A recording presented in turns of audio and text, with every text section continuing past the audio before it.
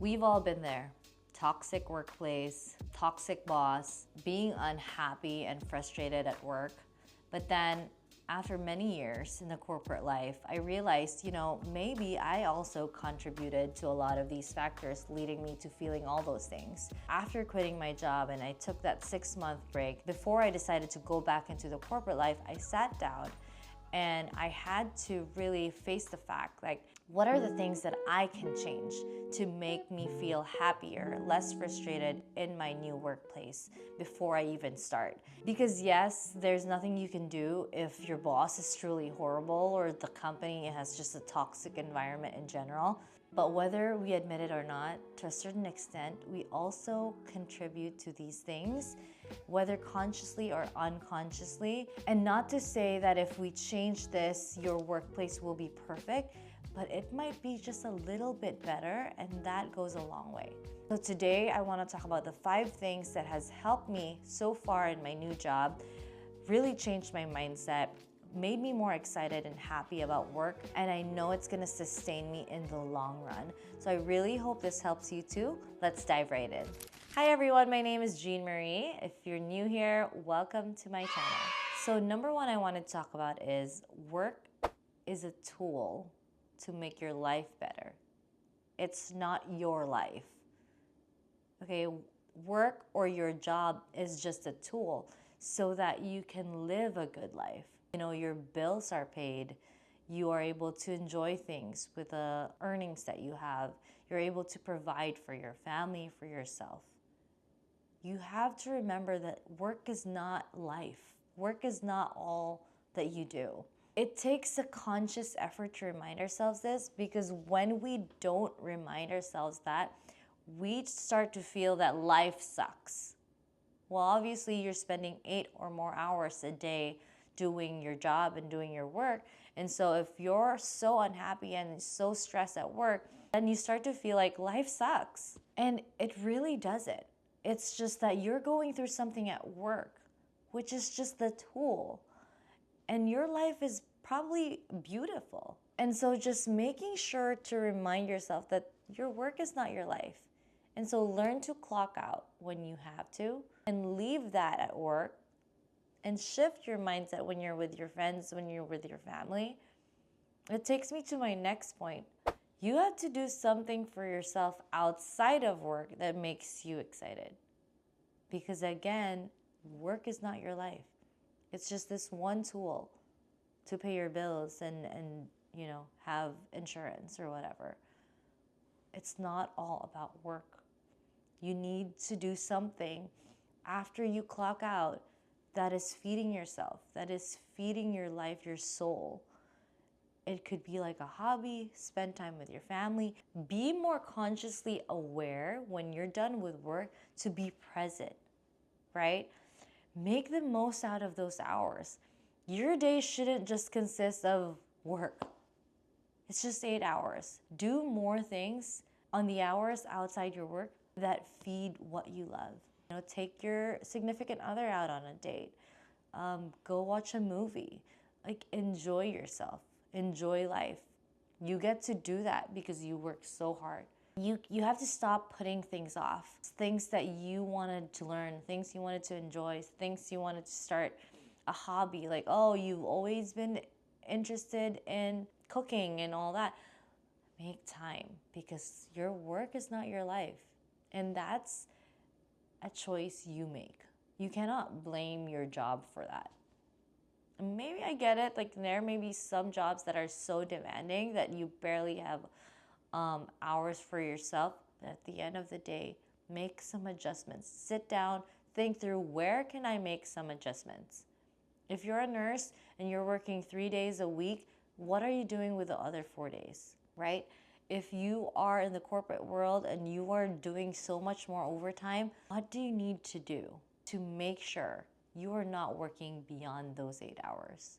Talk to your boss. Stand up for yourself. Whatever it may be, your work is just a tool. You have to find time to do something exciting outside work. Number 3, don't take work too personally. And this goes both ways, good and the bad. Oftentimes we hear this phrase, oh, don't take it so personally when we encounter something negative. Maybe your boss is like criticizing you or whatever, and we tell ourselves, okay, don't take it so personally. Yes, I agree. Again, work is just work. You should be able to log off of work and the same way log off of that conversation you had with your boss. He's also going through something, and maybe you're just being a shock absorber. Unfortunately, you are the receiver of his own whatever thing he's going through. He's not your friend, he is your boss. He is not your dad, he is not your mom, he is not your brother, he is not in your personal life. Don't be emotional about it, don't take it personally. This is something I also struggle with. This is something I am practicing consciously. I have to remember that this person means nothing to me outside of work, and he doesn't know me. He is just part of this tool, my job, that I have to, deal with during work. Learn to log off of that. But then going back to my other point, you don't take things personally, even with the good stuff, not just with the negative stuff. What do I mean by that? Your boss, your manager, your coworkers, they will never be your brothers, your sisters, your friends. No. And I know this sounds cynical. And I know there are people who's found their bestest friends at work, or who's found like a mentor that they've treated like a mother at work. I know there's like 1 in a million of those situations. I get it. But most likely, it's not the situation you're in. So I would be very, very cautious with my heart. I would be very cautious with sharing my personal life with people at work. What do I mean by that? If you are going through something amazing, like you just bought a house, you just went through this with your family, something great, don't feel so attached to share it to the rest of your team and like be so vulnerable with all their positive well wishes. Like, that's great, right? But don't be attached. At the end of the day, they are not your family. They will not be there for you. They can fire you tomorrow and forget that you just bought a house. Like, no, they are not your bestest friends. Again, this can sound very cynical, but it's me being protective. I have found really good friends at work in the past. Maybe 1 or 2 of them I still keep in contact with, and I'm grateful for those friendships. But in general, especially in this day and age of hybrid work environment or even remote, like, no, these people will forget about you. So don't take things so personally, whether it's a negative thing or a good thing. They're just part of your tool. It's just work. Do not bring them into your personal life. Have very clear boundaries. You're protecting your heart. You're protecting vulnerability. Really, you're just compartmentalizing your life. Like, this is work and this is my personal life, which is, why the first point was so important. Like, have a life outside work.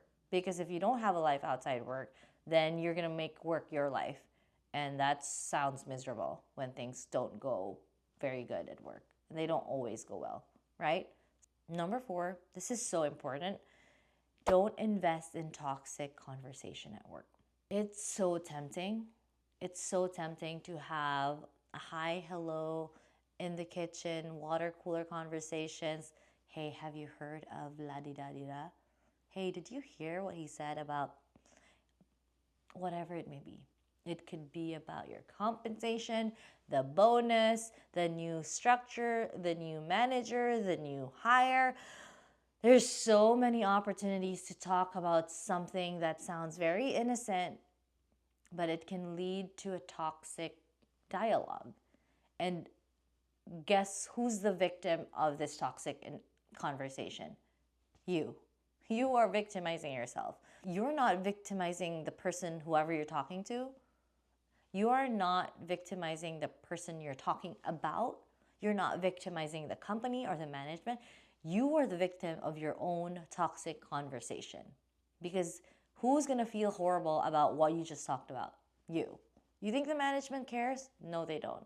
Don't invest in this. This is such a waste of your time. It is pointless. This conversation leads to nothing. It is not productive. This is not going to make your situation any better. And honestly, it's just going to make you feel so much worse than you already do. To not invest in toxic conversation and give others an opportunity to keep pouring into you with their negative thoughts as you pour to them your negative thoughts. Like, it's just not helping anybody. So as you start fresh in a new company, if you're going through that, start clean, start fresh. Do not begin having toxic conversations with anybody, because the moment you do, then people will identify you. Oh, I can talk to her about this.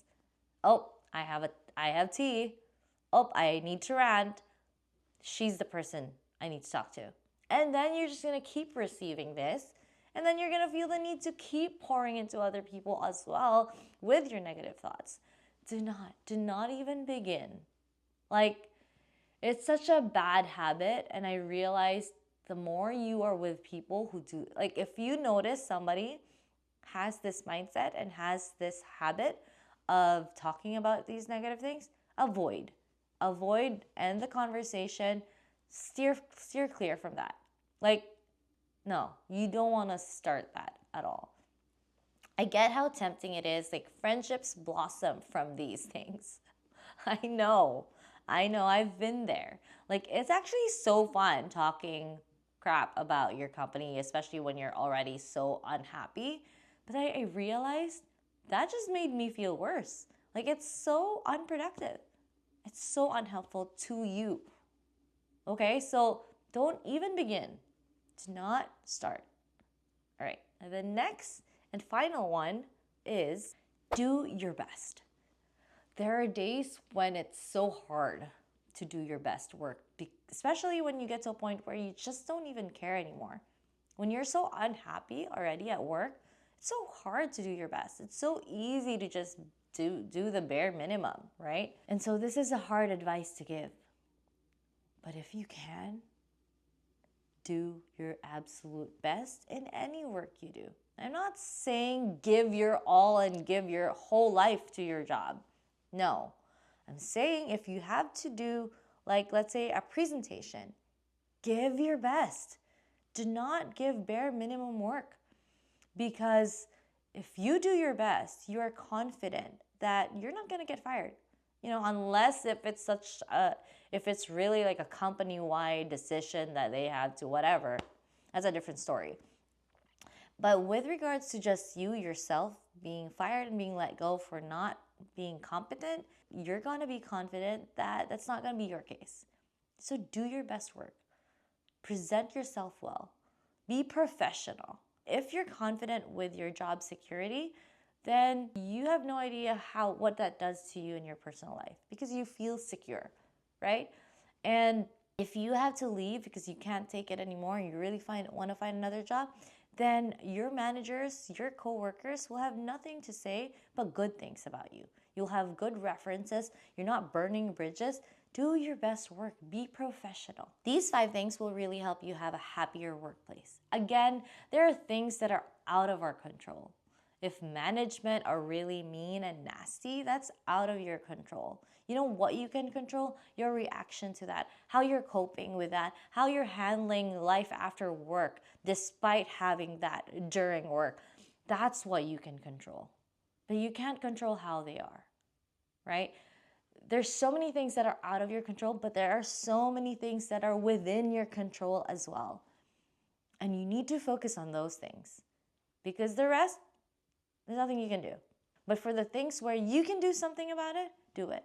If it can make your life better, do it. Let's not contribute to making our workspace even worse than it already is. And if you're fortunate enough to be in a position where you're starting in a new place, I am 4 months into my new job. So blessed, so grateful. Apply these 5 things. It will help you have a more sustainable, long-term future in your company. Because who wants to keep finding a new job? Who wants to keep hopping from one job to another. I don't think, anyone really wants to do that. I hope that was helpful, and if I'm missing anything else, if you have additional ideas on what's helped you make your workplace more bearable and just more fun, let me know in the comments, and I'd love to hear them. All right, see you in the next one. Bye.